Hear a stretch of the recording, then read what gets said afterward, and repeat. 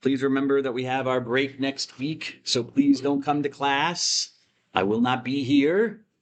Yeah, so we have break from all your classes. It should be.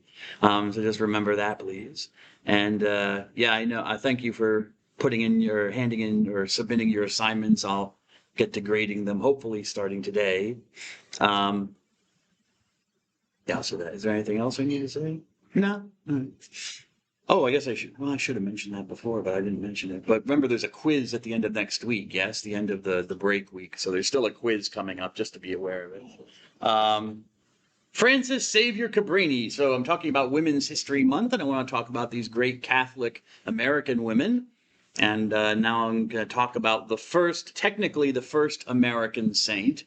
You know, I said Elizabeth Ann Seton was an American, but she was born in British America, not in the United States. So she was an American, Elizabeth Ann Seton, eventually, but she wasn't ordained. She wasn't canonized first. She was 1975. This woman, who was an American citizen, was canonized before Elizabeth Ann Seton. Frances Cabrini. She was an Italian woman. Oh, when did she live? Or at least of Italian ancestry. She lived from 1850 till 1917. 1850. I say she was I had to correct myself. She was born in northern Italy, yes, which is now modern day Italy, but at the time it was under the control of the Austrian, I think it was the Austrian Empire at the time. So Austria, the country of Austria, had a whole bunch of part of Central Europe, had its own empire, and I guess northern part where she was born in was part of that empire. So technically you could say she was Austrian if you wanted to. But she's of Italian ancestry, and she's usually claimed for Italy, so I'll leave it there. Anywho, so she was born there, but she didn't stay there. She was the daughter of 13 children. She had 13 children that were born to a couple of farmers, a farming family. Would have thought, Miss Hedgepeth, that with all those animals, they would have had enough work to do. But I'm saying, those long, lonely nights in northern Italy, Mr. Whitehawk. You take out the vino and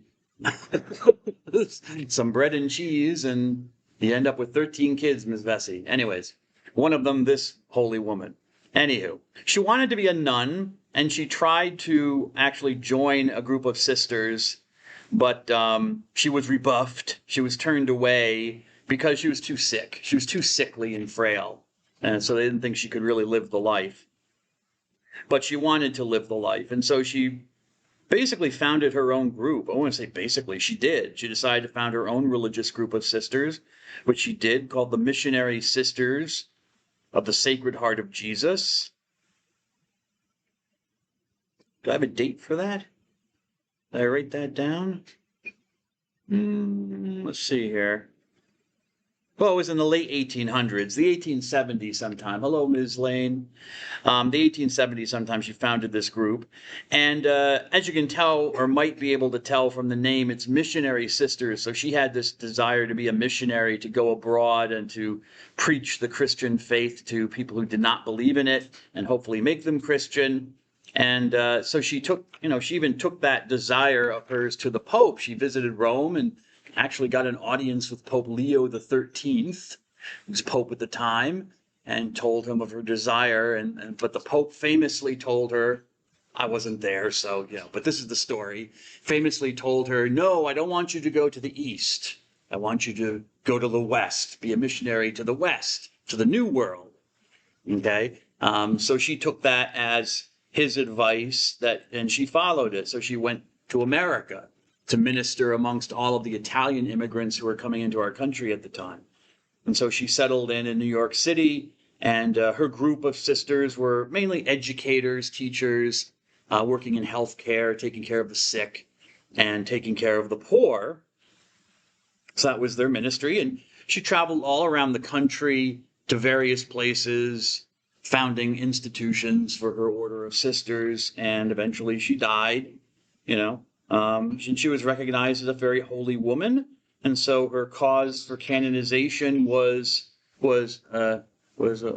opened, was opened, and part of that cause is, to exhume the body. You want to look at the corpse, just to examine the corpse. I don't know why. Sometimes I want to move the body to a more prominent place and stuff like that out of the cemetery, or other times, they find the corpse is incorrupt, that it hasn't rotted after several decades, and that might be an indication of God's favor. If the body is still intact and it has not mummification, but it has to be something miraculous that the body's still intact. That doesn't happen to all saints. Nevertheless, they exhumed her body and cut it up, as Catholics are wont to do, because you want relics. You want pieces of the holy person, and, person's only one person, so it's kind of like, if you're a Taylor Swift concert and you can rip a piece of her hair off, or get something, like a tissue that she throws into the crowd. It's the same thing in the religious way, relics. So they cut off her head and sent that to her shrine in Chicago, where she founded a community, and sent her, they sent her head to Rome, where the official offices of her community are. They sent, what did they send to Chicago? An arm. They sent her heart to the town in Italy where she founded her religious order. But most of her body is in New York City, if you want to go see it, at her shrine there. And she's been declared, as you might imagine, the patron saint or the patroness of immigrants, because she was an immigrant to our country. She did become a natural. I said she was the first American to be canonized, declared a saint. She was naturalized in 1909 after having lived here, but she wasn't born here.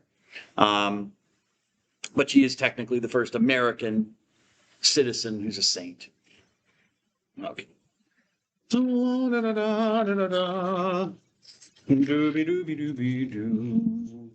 Back to the Jews. The Jews and Judaism. Where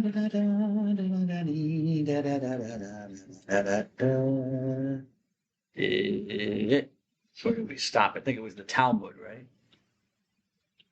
Talmud. That's great fun, isn't it? Has anyone read from the Babylonian Talmud yet? The reading? The little excerpt from the Babylonian Talmud. Anyone looked at it yet?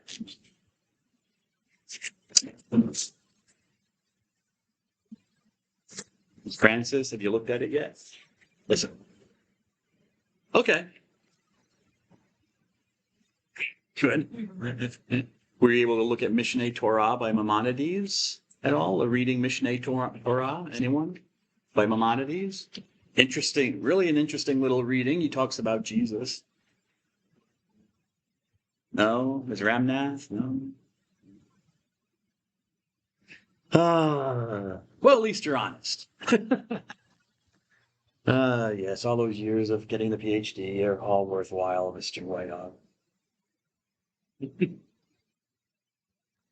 So we're talking about I was talking about the Talmud when we finished.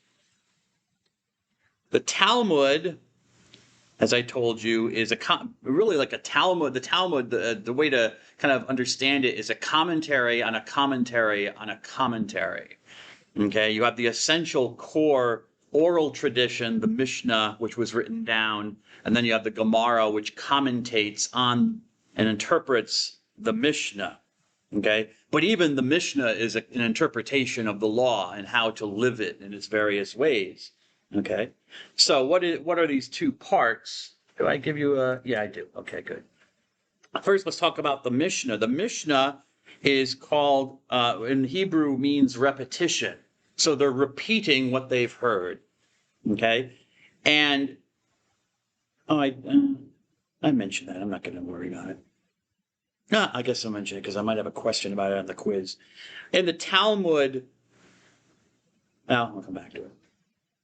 So the repetition, and there you have a definition for it. It's the collection of the oral traditions, the things passed on by word of mouth that come from ancient Jewish sages or wise men. Okay? And as I've also mentioned, it's believed in conservative Jewish belief, traditional Jewish belief, that the Mishnah was revealed to Moses even at Mount Sinai and then passed along. and ultimately ended into the mouths, you might say, of the Tanaim. The Tanaim, which means repeaters, can also mean teachers. We'll go with repeaters.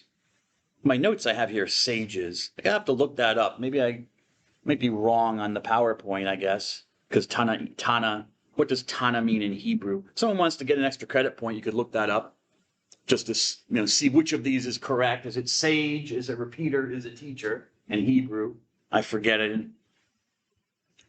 But the Tanaim, which is the name for this group of ancient Jewish scholars who eventually received the oral tradition, but eventually codified it, wrote it down, and also commented on it.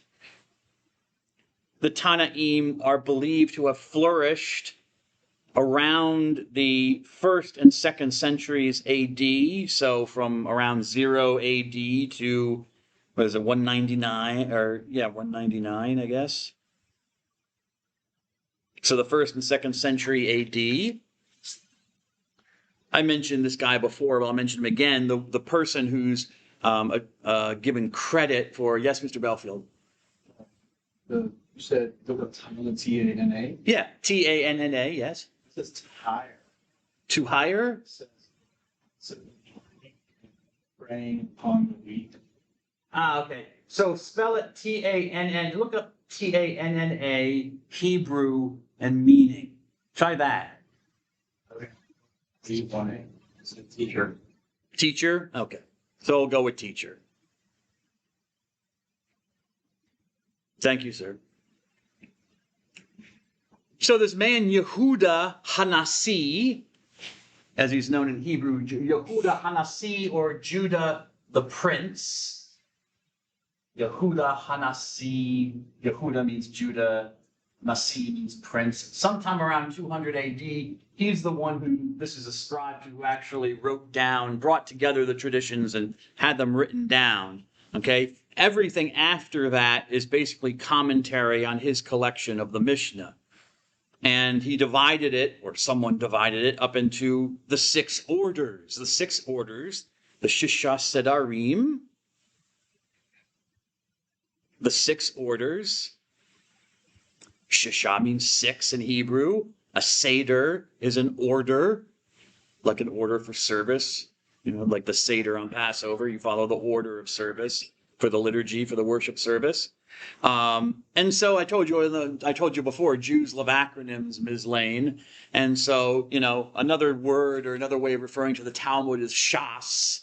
They make an acronym out of the 6 orders, Shisha Sedarim, Shisha, sh, the letter, and Sedarim, and then you add an A, you get Shas. So sometimes you'll hear Jews refer to the Talmud as Shas, the whole Talmud. And what are these orders? Well, first book is about seeds, which is agricultural laws. The second is festivals, mentioned like the Passover that I just mentioned. The third is women. Well, that's appropriate for this month, yes. And in every religion, Ms. Callahan, dames is trouble. You got to have some laws about women. So these are laws about marriage, marrying women off, divorce, getting rid of the woman when you don't want her anymore. Yes, you can kind of maybe, I think Ms. Winko intuit who wrote these laws. Yeah, very male-centered, yes. So women, 4 is damages, which is like, if anyone's doing paralegal, anyone doing want to do paralegal, or you're preparing for law school or something? Anybody? No? I don't think I have anybody, but torts is what they call it in the legal profession. Dealing with damages, like damages to property and stuff like that. Restitution. 5 is holy things. That deals mainly with the temple, which of course has had to be reinterpreted since the temple no longer exists. But if it does exist, then those laws will apply. And then finally, purifications, ritual cleanliness, ritual purity. Washing your hands, God bless you. Going to the mikveh to purify yourself, all that good stuff.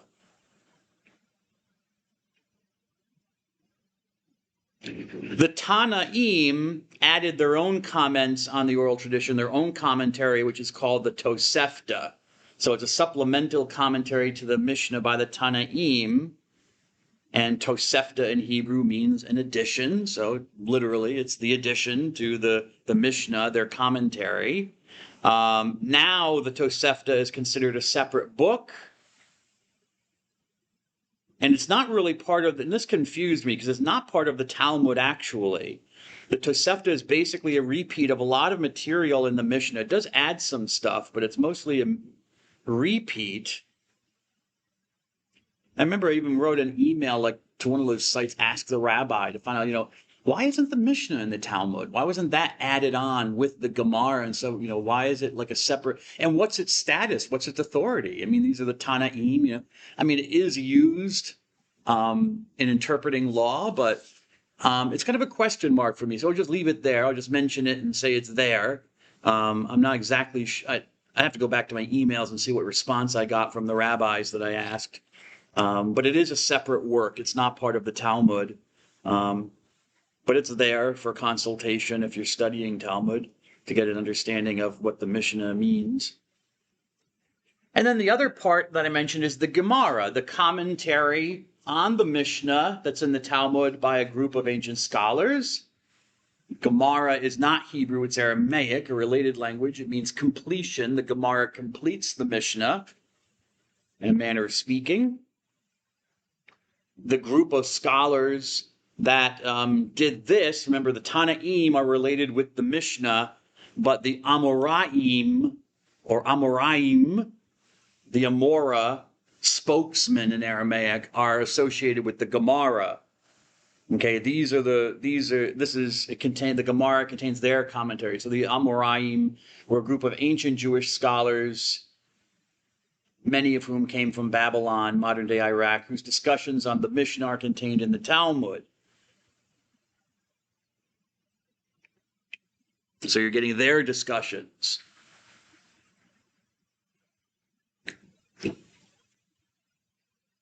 So if you look at why did I put Rashi? Interesting. If you look at a page of the Talmud, this is how it looks. This is a page from the Talmud, one page from the Talmud.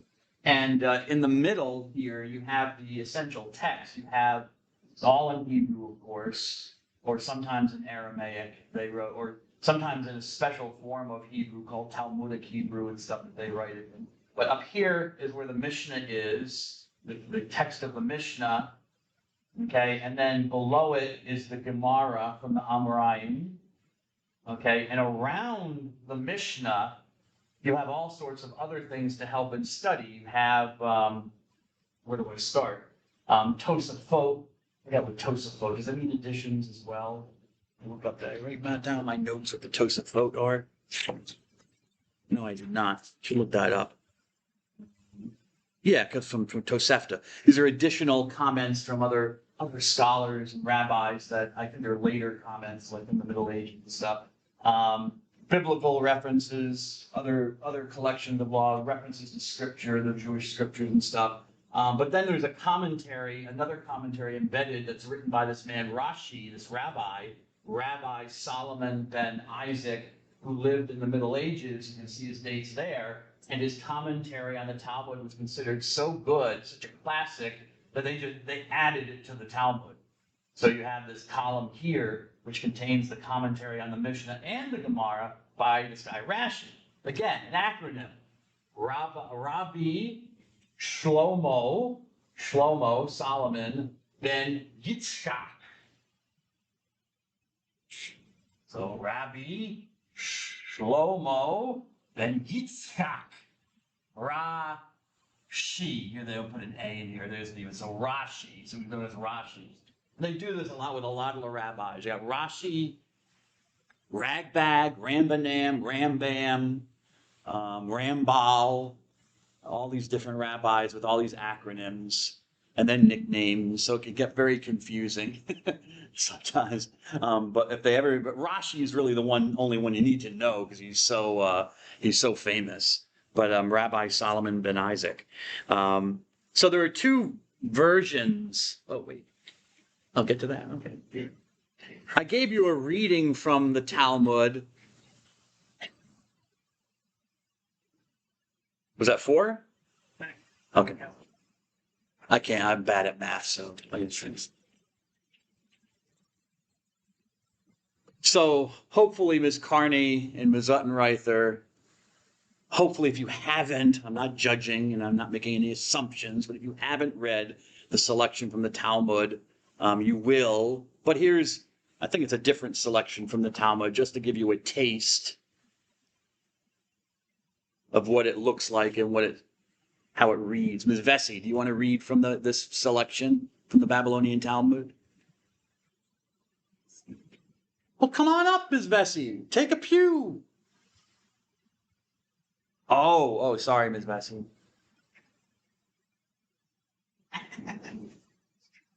Okay, go ahead.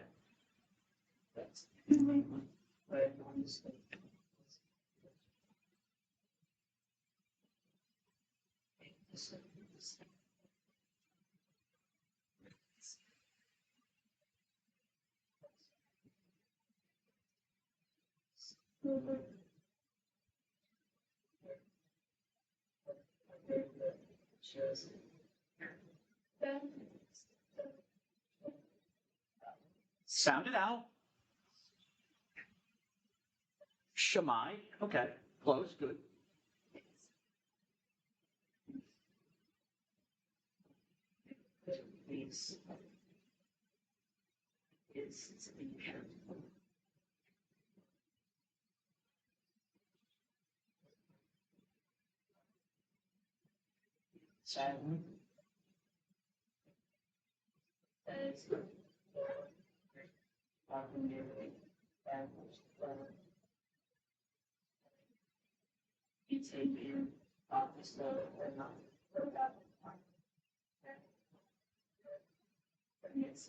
Okay, we'll stop there for the moment. Okay, that's the Mishnah. Okay, I've spelled it out for you. I've shown you which is which here. So that's the oral tradition that was passed down. Okay, it's talking about regulations, but talking about what you can do on the Sabbath. Okay, on Saturday, when you're not supposed to work. God says don't do any work on the Sabbath. Okay, but God doesn't specify all the conditions of what that means. So you have to think about it. So you have the oral tradition.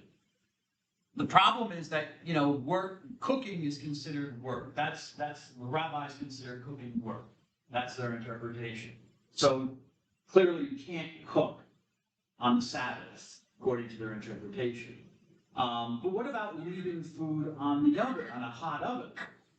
So that it can still be warm, so you can eat it on the Sabbath. You're not cooking it, so leaving it on a hot oven to be warm, okay? Or, you're not, let's say, you're not cooking the food, but you're still stoking the oven. Okay, you have to consider the context of when the stuff was written down. People didn't have modern gas and electric ovens. You had to put wood or straw or oil or some kind of that to have the fire. So you had to stoke the fire so it went out. Are you allowed to do that? Have to stoke the fire of the oven. Okay, so these are the questions that are going on here, or that they're addressing. So cooked food can be put on the stove. Can you even put the food on the stove? Is that work? Moving the food around, putting the pot on the stove. Okay, so food that was heated or cooked, already cooked food, you can't cook it, right? Because cooking is work. So it can't be, you're not cooking the food, you're putting already cooked food on the stove. That was heated. With straw or stubble, if it was heated, though, with the pulp of poppy seeds, like oil, or with wood, then you can't do it. So they make this distinction, I guess, between straw and kindling, I guess, stubble or whatever, and oil and wood. You can't do it unless the coals were taken out and covered with ashes. So I guess you have to take the coals out and cover them with ashes, and then you can, I guess, use oil or whatever. Beit Shammai, Beth Shammai, and Beth Hillel. Beth is not a woman's name. It's just so you know. Beit means house in Hebrew. So the house of Shammai, the house of Hillel. These are names of rabbis. Tana, the Hillel and Shammai and Hillel, very famous.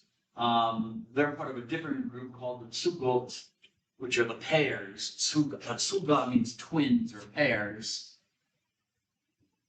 So the Tsugot are pairs, and there are pairs of rabbis that are played off of each other in their interpretations. These are the two most famous groups or schools. The House of Shammai, meaning those who followed the teachings of the Rabbi Shammai, who was strict.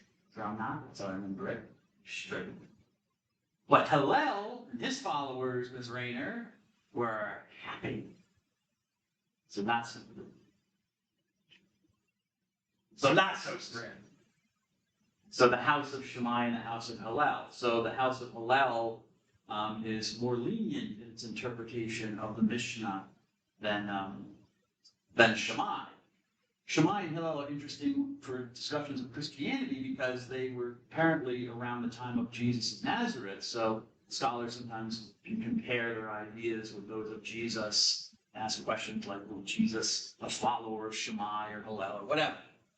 But anyway, so we get two interpretations here, further interpretations from the different houses. The strict one of Shammai says you can only do this, or the latter instance of being able to use or put cooked food on it if you've taken the live coals out. That latter instance is permitted only in the case of if you're keeping the food warm, but if you're not continuing to cook it, because the cooking is work. So just keeping it warm. Hillel says both alike are permitted, it's fine. So you see Hillel is more lenient, yes? Hillel is happy. Right? Shammai is strict. Shammai says food may be taken off the stove but not put back on it. Because I guess to do that further action, taking it off is fine, but to put it back on it, I guess that further action for him would constitute a full act of work. But Hillel says, don't worry about it. It's fine. He permits it. His followers permit it.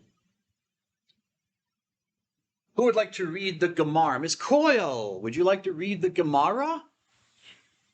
Go ahead. Sorry. Yes. There being two parts in. Hold on. Let's start with the beginning. And two parts of our. That's hard to read. Two parts in our. Do you want to come closer? Yeah, go ahead. Why not? Mishnah? Yeah. If the point is the leaving of the food on the stove or it was there before, the Mishnah is to be explained thus. On the stove that was heated with straw or with stubble, the food may be left on the stove that was heated with pressed poppy seeds or with wood. The food may be left only if the live coals were taken off or covered with ash. What kind of food may be left there? According to Beth Shammah, such as are to be kept warm, but not such as improved by cooking. And according to Beth Hill, both. Should I keep going? Or? Yep, keep going. Come in here are. Brisby is an abbreviation for rabbi. Rabbi elbow. In the name of our Ham, Ben Gurion, yeah. and Gorin, quoted Rab, said that the Mishnah speaks only about putting the food upon the stove, but as to put them into the stove is surely prohibited.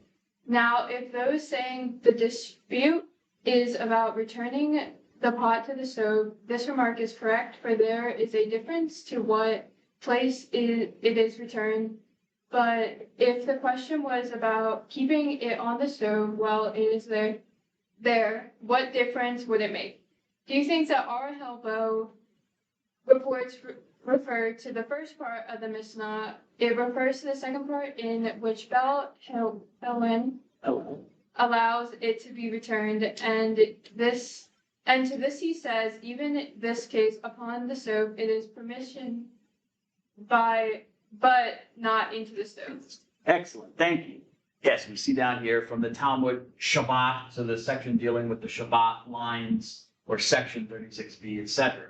Okay, from a public domain translation. You'll find it online. All right, so the Gemara, come in here, come in here. Okay, that's a very stereotypical way of opening the this commentary. Come in here, like the rabbi sitting there and say, coming to his students, come and hear the interpretation, maybe the true interpretation of the Mishnah. So come in here. So first they distinguish what are the parts of the Mishnah, what are the matters of controversy and things that have to be explained. Okay, so this is just kind of a repeat of what the Mishnah already says. But then come in here. Rabbi Helbo, in the name of Rabbi Hama ben Gurion, Hama the son of Gurion, quoting Rab. Now who's quoting Rab, I believe, is a famous Babylonian rabbi. Don't know his real name. I'd have to look it up. But who is quoting him? Rabbi Helbo or Rabbi Hama? Was Rabbi Hama quoting Rab and then Helbo is repeating it? Ms. Carney?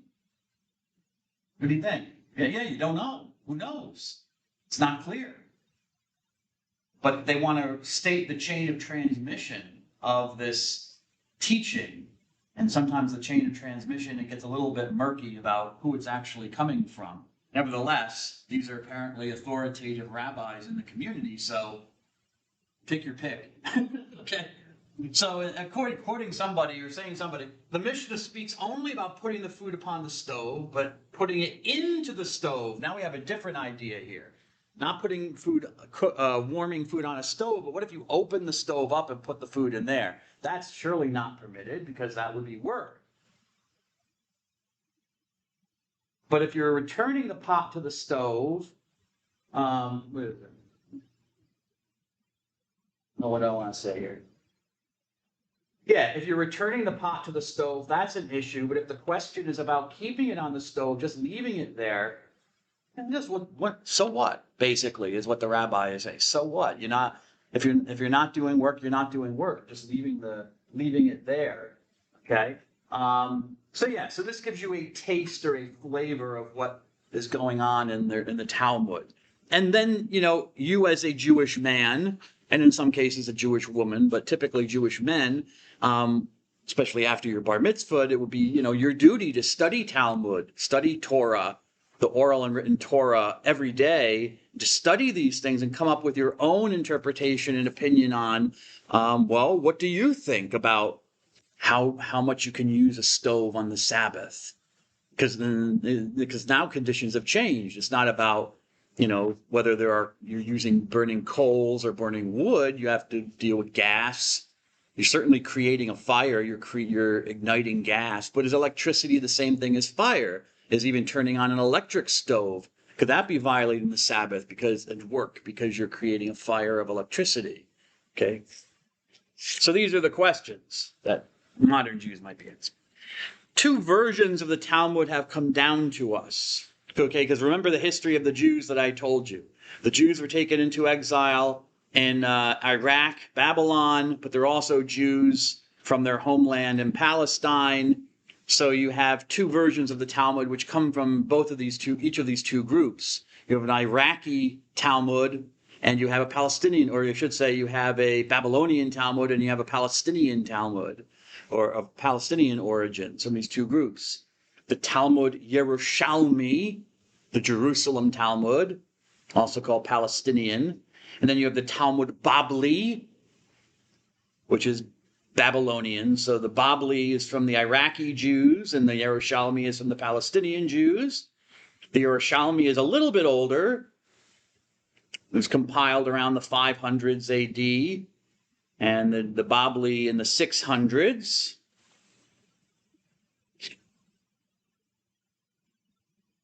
Both versions are incomplete. Okay, they've never been completed fully. So they're incomplete works. And the Babylonian Talmud, the Babli, is the one that has supremacy amongst Jews today. That's what I gave you here, the Talmud Babli, the quotation on the board that Ms. Coyle read from was from Babli. That's considered the most authoritative, but you can compare the Babli with the Yerushalmi. The Yerushalmi is very similar in a lot of ways, but it has a lot of differences as well. Okay? But the Babli is the one that's the one most commonly studied amongst observant Jews. One final comment about the Talmud is that most of it is actually story and not law. I mean, you would think that it's all law, but a lot of times it tells stories. About 1/3 of the Talmud is actual halakha, is the law. Okay, laws that are to be followed. But 2/3 of it, so that's what, 66%, actually, around 60%, is really, it's called Haggadah, or narratives, stories.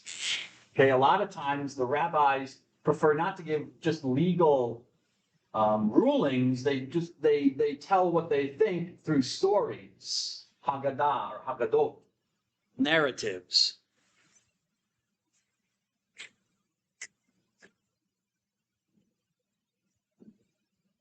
Oh, yes, this is.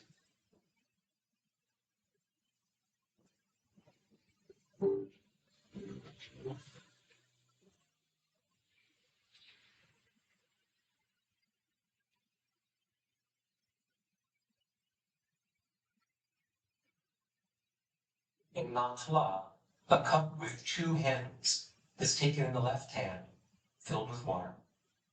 Water is poured over the right hand first, covering the hand 2 times. The cup is switched into the other hand, and water is poured over the left hand twice. Place the cup down, and holding the hands up before drying them, recite the blessing. Baruch atah Adonai, Eloheinu melech haolam, asher kiddushanu b'mitzvotav, v'tzivanu al netilat yadayim. The hands are then dried.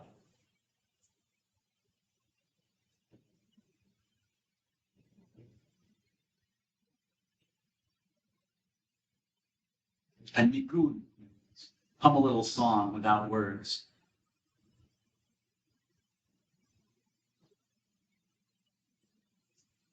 Baruch atah Adonai, Eloheinu melech haolam, hamotzi lechem min haaretz.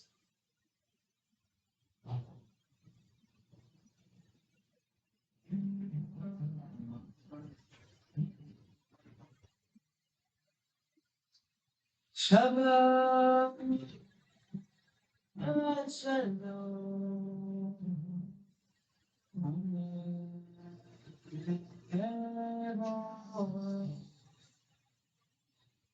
Shabbat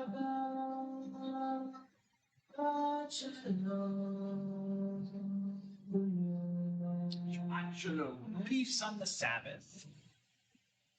All right, so that's a little video from our Jewish friend showing us how. Second here, I'm gonna get to how to properly wash your hands before eating bread. That's why he then goes and eats bread. Okay, you can't, Jews, according to ritual purity, you can't eat your food with unwashed hands. Which kind of shows the Jews were ahead of their time. I think that's probably a good thing, back then. But yeah, so he's showing you what to do. There's a special cup called a natilah. That's what he said. It might be netilah, but I forget. But I think he said natilah. If anyone wants to get an extra credit point and correct me on that if I'm wrong about the E. But anyways, but you just have a special cup for washing your hands. Why? Because purity, you can't just use any old cup, because what if the cup is impure? You need the cup to be pure itself, all right? Because that's where you're transferring, or you're trying to clean the impurity, the ritual impurity off of your hands, all right? So why does it, look, it's a special type of cup with 2 handles on it. Why would there be 2 handles? Well, because each of your hands is ritually unclean. For what reason? That doesn't mean necessarily dirty. It just means it may have touched something that was unapproved. Like maybe you touched a dead body, or you shook hands with a woman who was menstruating. Okay, and you touched an insect that was unclean, or something like that. Doesn't mean you're bad or that you have physical dirt on your body. But any impurity that might be there, you want to wash off before eating or doing certain actions. And so, his left hand, which is clutching that one side, hasn't been washed yet, so it's technically impure. All right. So you can't have one handle on it or on the cup, because what are you going to grab it with the hand you're trying to purify? I mean, if you purify the hand and then you grab the same handle that your unclean hand was just holding on to, the hand you just purified becomes unclean again, ritually unclean. So you have to have two handles. All right. So he holds it with the unclean hand as he pours water over and washes this unclean hand, his right hand, purifies it. And then he takes the other handle with his clean hand and uses that to purify. Why do you do it twice? And there are different customs amongst Jews about how many times you have to, pour the water over your hand, because you want to make sure. One time might not be enough. So just to make sure, you do it once, but then you do it again, just to make sure. A little bit of obsessive compulsiveness. Well, that's what Sigmund Freud said about religion. It's a form of obsessive compulsive neurosis. He might be right. Anyways, but you do it twice to make sure you get it right. And then you say the blessing. Always bless God. Blessed are you, God, King eternal, King of the universe, for giving us your commandments about the washing of the hands. Okay, telling us that we have to wash our hands. Then with bread, your hands are washed, and then he shows you there's the proper. You can't just eat bread, but there's that the proper way to handle it. Of course, there's a blessing of God always, right before you eat. But then, as he showed you, before giving it to people, you eat it first. You spread salt on it, so there's a ritual for that. Maybe you eat it first. Just to make sure the bread is not stale or something. Maybe that's where the practice comes from. Or to show that the food's not poisoned or something before you give it. Because usually I would think, we'll give it to your guest first. The guest eats first, or the host. The host eats last. Here the host eats first, and that might be the reason why, I think, to just show that the food is okay to eat. So it's fine. It's kosher. It's kosher to eat in the manner of speaking. Not going to kill you. Not trying to kill you or poison you.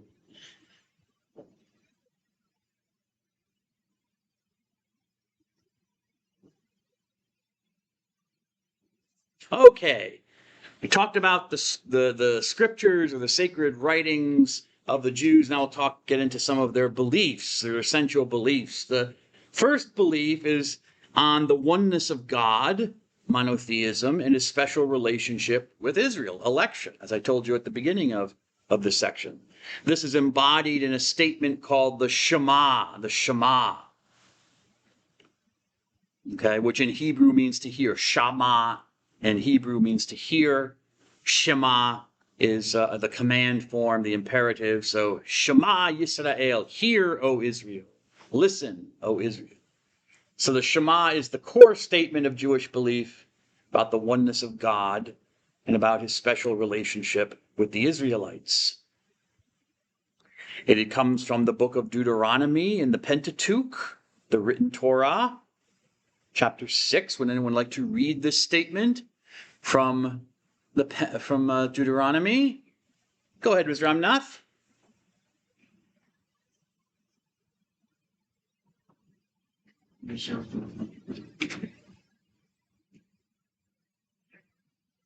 Take to heart these words I command today to your children.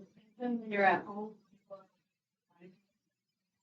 bind them on your arm as a sign, and let them be as a pendant on your forehead. Write them on the doorposts of your house. Slow down. Write them on the doorposts. Excellent. Deuteronomy chapter 6, verses 4-9. Shema Yisrael, Adonai Eloheinu, Adonai Echad. Okay. Hear, O Israel, listen to me, Israel. The Lord is our God. And the Hebrew could be it's translated here as the Lord alone, but it could also be translated as the Lord is one, meaning the oneness of God. There's only the Lord alone, monotheism, or it could also be understood as he's our God, our only God. There's only the one God for us, or we're his only people. So this is the essential statement of Jewish faith. And the Shema is read by the devout Jew or prayed by the devout Jew every morning and evening. I'll get to that. And how is this to be taken? This is, what is God? The Jews see this as a command, actually embodying command from God. Obviously, it is a command. It's the imperative. So here, God is God, and he's the only God. But therefore, you shall love him with your whole being, your whole self. Okay? You should repeat these words to your children. Recite them when you're home or away or traveling. When you get up in the morning and when you lay down. Hence, you're supposed to pray. The rabbis interpret this to mean you have to pray it twice a day. Pray the Shema twice a day, when you get up in the morning and when you go to sleep at night. Bind the Shema on your arm as a sign. And Jews take that literally as well. They take the observant Jews take that as a direct commandment. So when they do their official prayers, they write the Shema, because it says you have to bind the Shema. So you have to write it down on a piece of paper in Hebrew. They put it into a black box called tefillin, and they actually do tie it to their foreheads and tie it to their arm as they pray, as God said to. So bind it on your arm, wear it as a jewel on your forehead. So they do that. Write the Shema on the doorposts of your homes and on your gates. So on Jewish homes, you will see what's called a mezuzah. A mezuzah.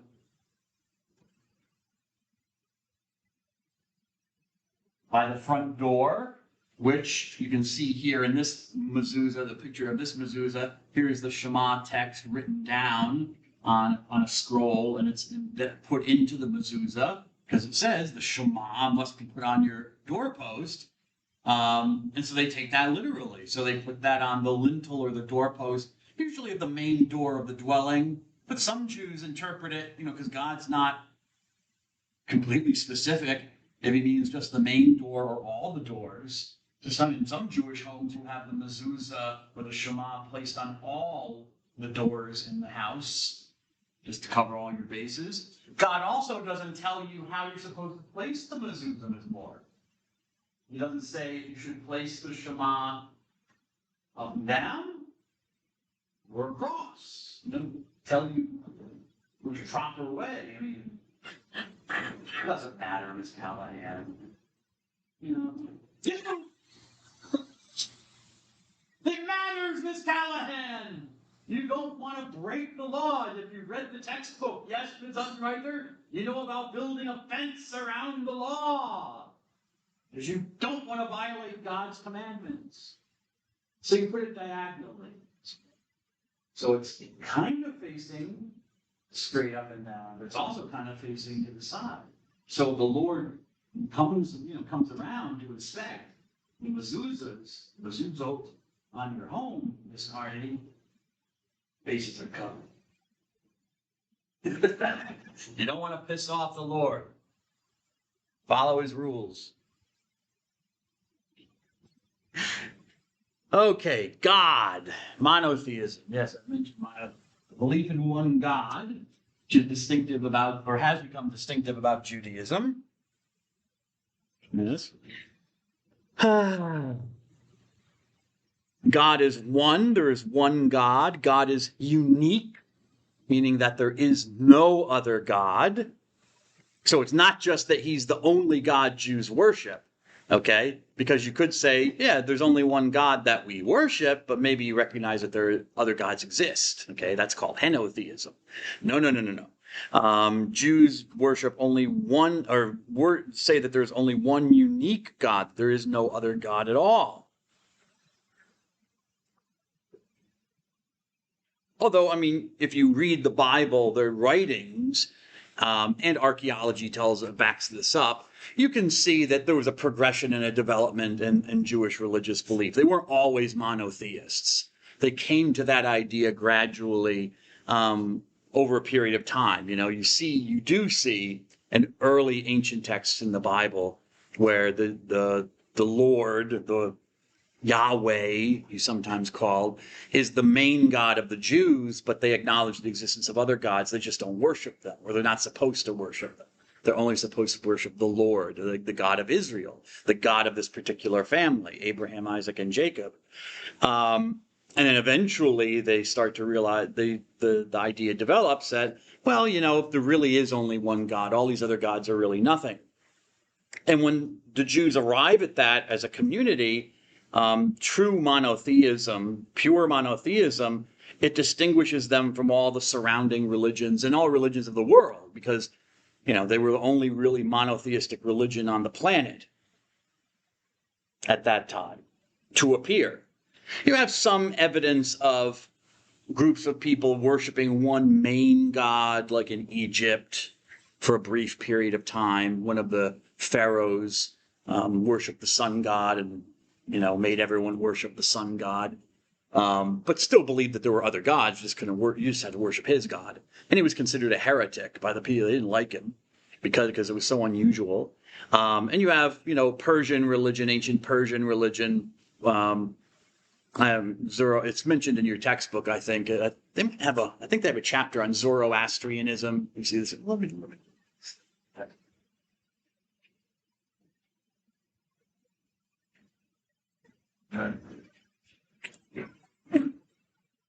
Very ancient religion, had some influence on Judaism. And there are still Zoroastrians, but they're a very small community, very small. No, they don't. But I'm sure they do mention it. They must. Simply, let's confirm my assumption. Yeah, okay. Yeah, they got some mentionings of Zoroastrianism, religion, Zoroastrianism, scattered throughout the textbook, but no chapter on it. And it's such a tiny religion, but it's an old one. And yeah, the Zoroastrians did preach that there was one main God, so they're close to monotheistic. Some people wonder if that's where the Jews got the idea from, but during their exile, who knows? Nevertheless, monotheism. As I told you, the idea it develops within Israel. The Israelite God was just considered one God amongst other gods that existed, but the Israelite God was the only God that Israelites were supposed to worship. As I told you, there's a word for that called henotheism. It comes from the Greek word for one. Hen means one in Greek. So the worshiping of one main God while recognizing the possible existence of others.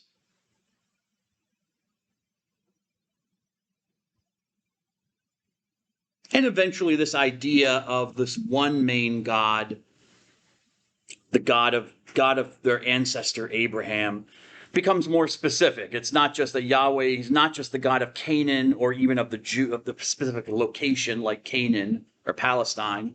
And this God is not just the specific God of a family or of the Jews, but he's actually the God who created the universe. He's the God of all nations, the God, then the other gods don't exist. So he's the only God. Okay, here are just some examples from the Jewish scriptures to show you kind of this development or some examples of this. I'm going to like to read this from the book of Genesis. It's a little part of a story in the book of Genesis, the first book. Go ahead, Mr. Whitehawk. Laban said further to Jacob, "Here is this mount, and here is the sacred pillar that I have set up between you and me. This mount will be a witness, and this sacred pillar will be a witness, that, with hostile intent, I may not pass beyond this mount into your territory, nor may you pass beyond it into mine." No. Yep, keep going. "May the God of Abraham and the God of Nahor, the God of their father, judge between us." Jacob took the oath by fear of his father Isaac. Keep going. He then offered a sacrifice on the mountain and invited his kinsmen to share in the meal. When they had eaten, they passed the night on the mountain. Excellent, sir. Book of Genesis, chapter 31. Jacob, we know. I've told you about Jacob, Israel. Okay? And this is just a story of basically a contract or a covenant that he's making with this man Laban, who thinks a Canaanite, but anyways, a native of Canaan. But anyways, he's making a covenant or contract basically to have land, to define the boundaries of each person's land. This is Laban's territory and this is Jacob's territory, and we won't violate the boundary marks. So you spit in your hand and shake on it, right? Okay. Or if you're in the ancient Near East, you, in their case, set up a stone pillar, okay, to kind of indicate the agreement, a physical object, a stone pillar. You offer a sacrifice, which you both eat together, okay, to witness again to show that your community with each other, your agreement with each other, that you're not enemies, and you swear by your gods. And notice here that Jacob swears by the God of his grandfather Abraham. May the God of Abraham judge, but it adds the God of Nahor. Nahor is the ancestor of Laban, one of his ancestors, his fathers. So it acknowledges, they swear by both of these gods, not just the God of Abraham, but the God that is worshipped by Nahor, to be the judge, to be the witness of their compact, their agreement.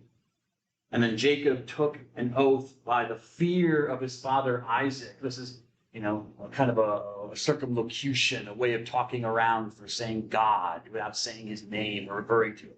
He's referred to as the fear of Isaac, Jacob's father. So Jacob's father's mentioned, Jacob's grandfather's mentioned, okay?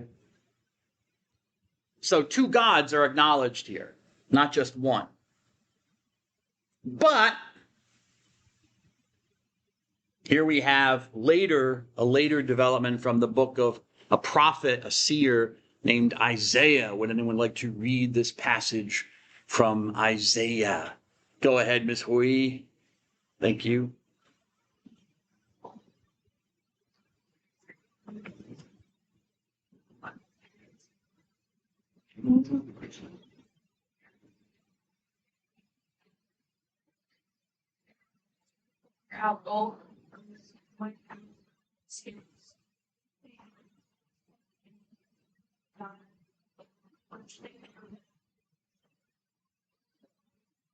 Their shoulders to carry. When they set it down, it stays and does not move.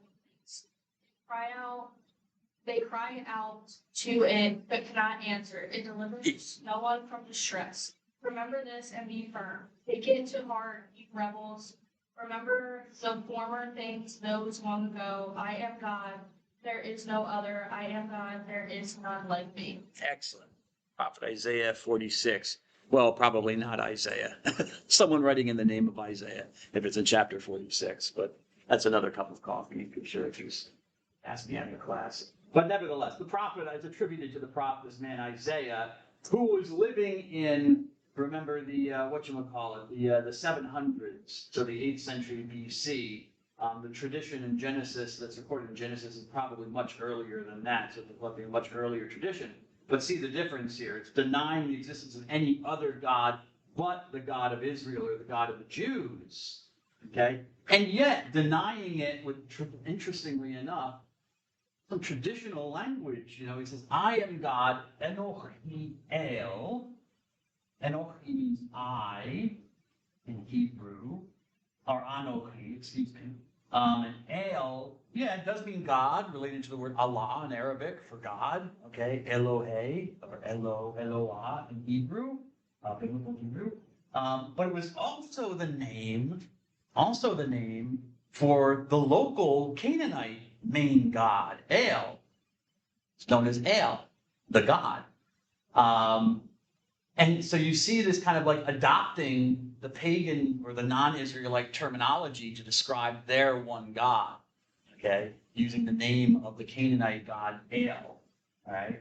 I am God, there is none like me. Well, literally what this says is, I am Elohim, plural, I am gods, there is none like me. Oh, that's interesting. So it's plural, gods. So not monotheistic at all. Okay, again, they're taking it from the Canaanite idea of many gods and applying it to their God, but it's interpreted singularly. Even in the Hebrew, the verbs are singular. It's I am. It's not they are gods. I am. There is none. There is none. Not there are none. So Elohim is used in a singular sense whenever it appears. It means literally gods, but it always has a singular verb in the Hebrew. So it's probably actually kind of like a shortened version of a longer phrase, like maybe the God of gods. I am the God of gods, and it gets shortened because gods are there. So it's translated in the singular in the English, and that's what the person means. That's what Isaiah means. He's not affirming polytheism at all. So you see this development from the acknowledgement that even these other gods don't exist. People make idols of them. They make silver and gold statuary, and they bow down to them and worship the statues. They carry them around, but they're nothing. They're phonies. They're fake. They're not God. I am the God of Israel is the only God. Okay, and stop worshiping. Now this is reading between the lines. Hear me, O house of Jacob, house of Israel, my burden, like my weight from the womb, like my child. You're rebels. You're not doing what I want you to do. So if you're reading between the lines with something right there, it means that they are worshiping these other gods. They're not giving the full due to the one and only God of Israel, which they were. We know at a very late period, the Jews in their temple, yes, they worshipped a main God, Yahweh, the God of Abraham, in their temple. He was the main God, but they had all sorts of idols and gods and goddesses in the temple that were also being worshipped. And the prophets were against that. It's the prophets who kind of turn the tide and say, no, there is only one God. It is Yahweh. We're right about that. It's the God of Abraham. But he's the only God. And all these other idols and gods, they're nothing. They're no gods. In the book of, remember I talked about Ezekiel, right? The prophets?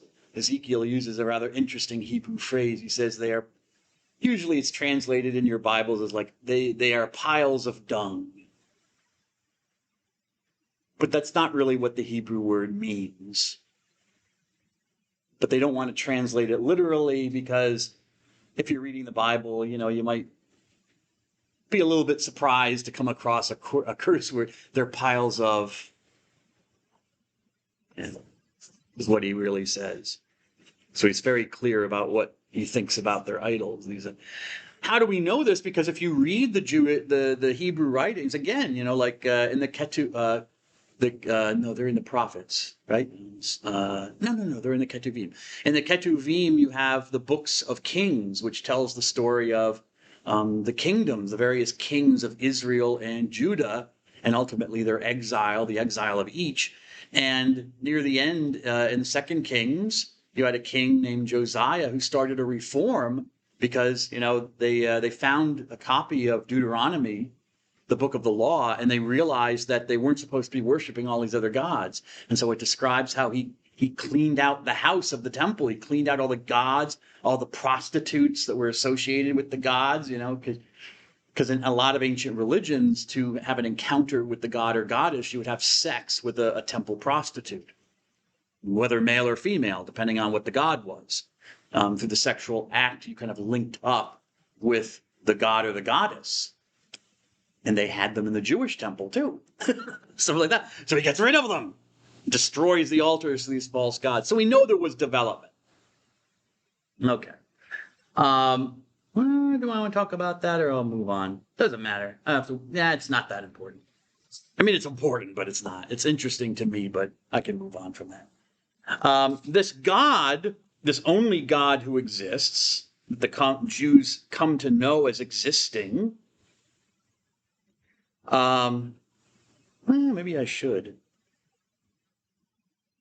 I might ask some questions on it. Sorry, I'll go back to this because I think I'll probably ask questions on it in the quiz, which we have next week. The name of God.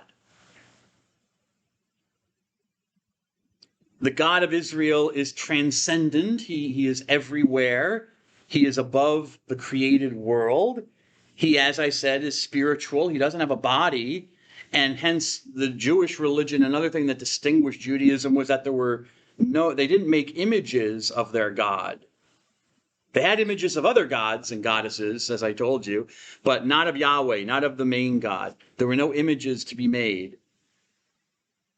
And eventually, no images of anything were to be created because there was just too much of a danger that they might become worshipped and become idols. This God, as they came to understood it, was complete, total, and preeminent perfection, perfect in everything. The creator of the universe. He is the creator of the universe. So, the first chapter of the opening book of the Pentateuch, Genesis, starts with God creating the universe, creating the world. Which you might think is, well, whoop-de-doo about that. Don't other religions have creation stories? Yeah, they do. But the Jewish creation story is rather unusual and interesting because whereas in other religions, the world is kind of seen as eternal in a way, this kind of chaos, this eternal chaos that a God comes and brings order to, or emerges, like in Hinduism, out of Brahman, which is eternal. No, the universe has not existed always. In fact, it was created, it was made and fashioned by the Jewish God out of apparently nothing.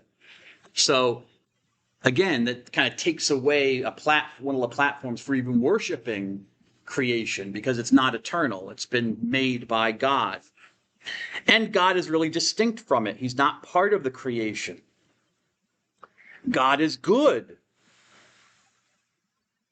Unlike Hinduism, there are not bad gods for the Jews. There are no Asuras or demons who are also godlike, but they're just bad. And then you have the good gods, and they always are fighting each other.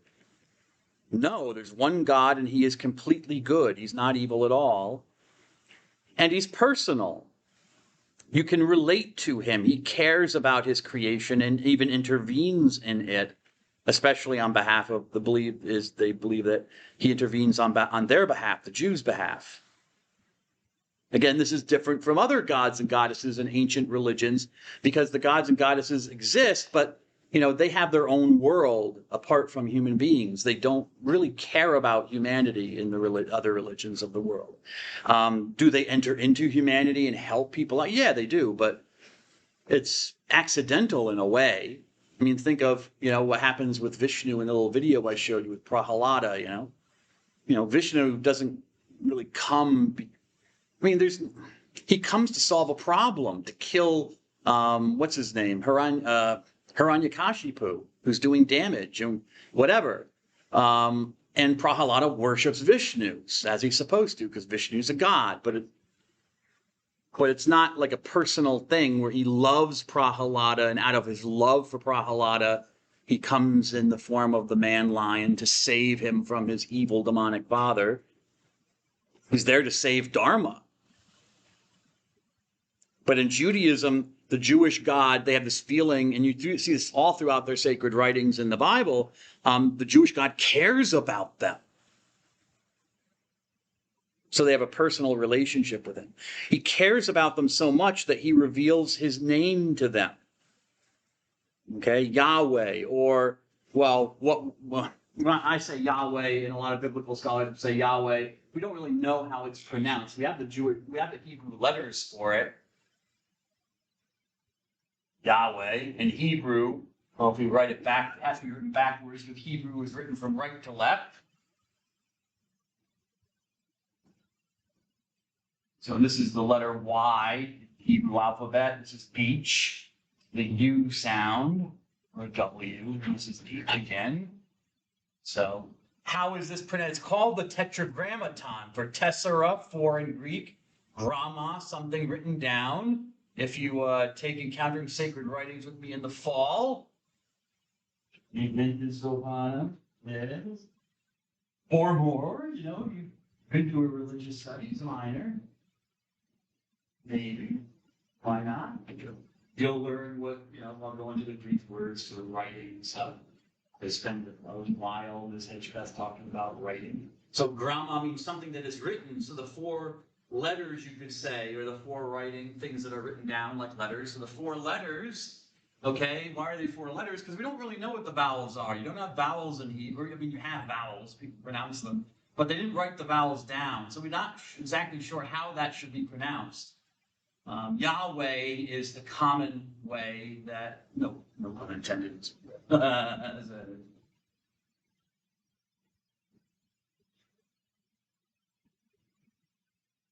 It's the common pronunciation that biblical scholars and religious studies scholars think it was pronounced, but it could have been pronounced Yahoo or Yahoo.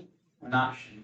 There are examples of that. So it's something like that, something like Yahoo is close.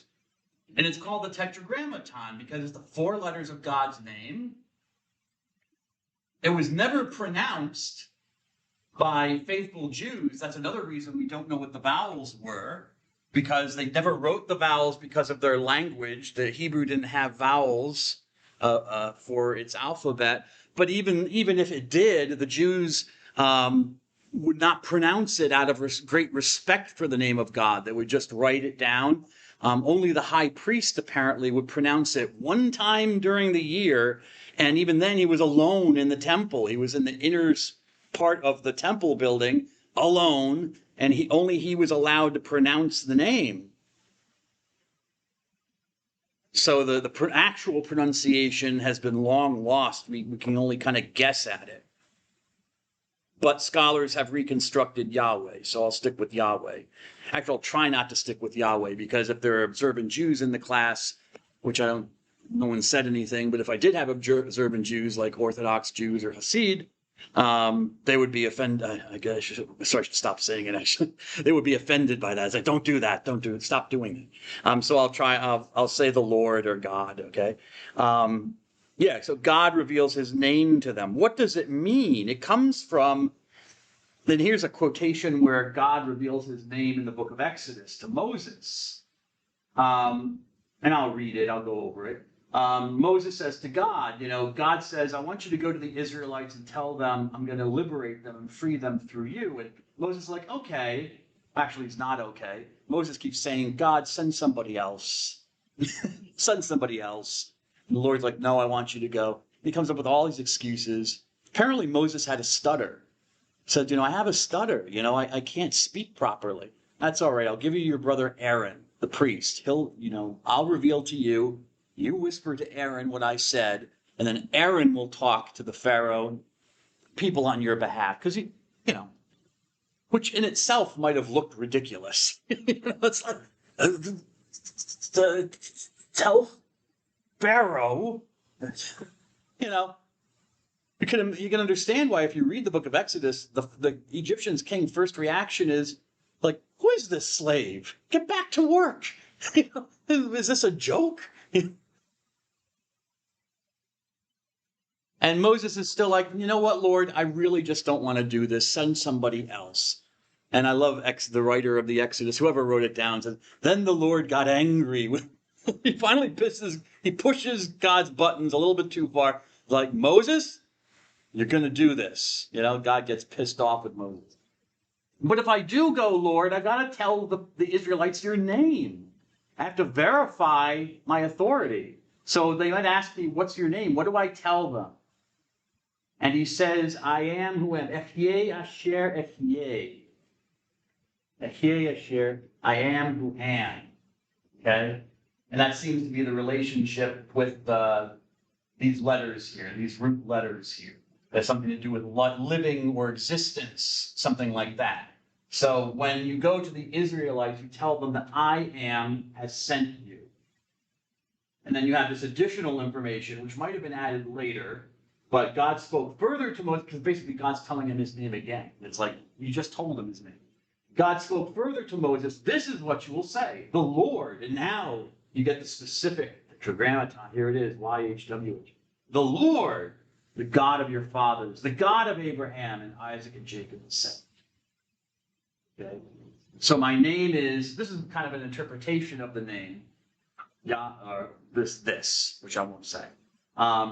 It's kind of an interesting thing in the Hebrew, because if you read it, I am who I am, a lot of biblical scholars will say that it's more like a non-committal answer. It's almost like, you don't need to know, or I'm not going to tell you. It's a very vague, kind of a vague answer, actually. I am. It's just me. You don't need to know my name. It's not for you to. And then God specifically reveals his names, which is probably the stitching together of two different sources of tradition. Okay, and then he specifically reveals this name, okay, to Moses, the Tetragrammaton. So what does that mean about God? How has that been interpreted? That God is the existent one. God is existence itself. He is the root of existence. I am Mislaine. Okay? I exist in the way I exist. So they interpret that in a more theological way. Yes, yes, yes.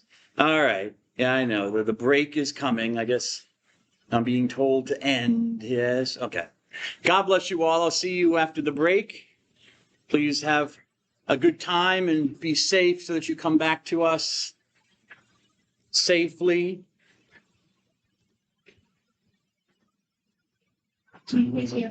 Have a good day, miss.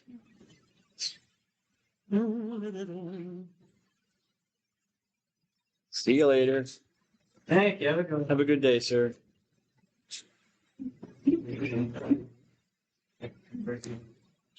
I know. Welcome, Lord. Did you hear that?